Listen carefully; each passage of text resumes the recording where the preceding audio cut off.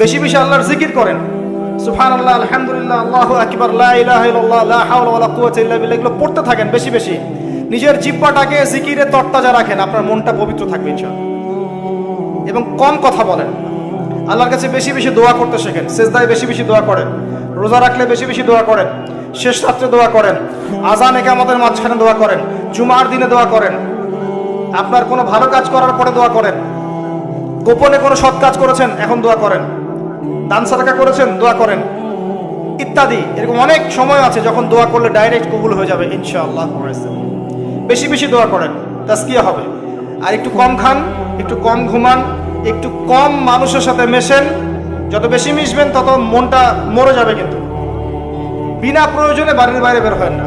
আরেকটা কথা বলবো, আল্লাহর জন্যে, আল্লাহর কথা স্মরণ করে, নিজের পাপের কথা স্মরণ করে কান্নাকাটি করতে শেখেন, মন নরম হয়ে যাবে ইনশাআল্লাহ।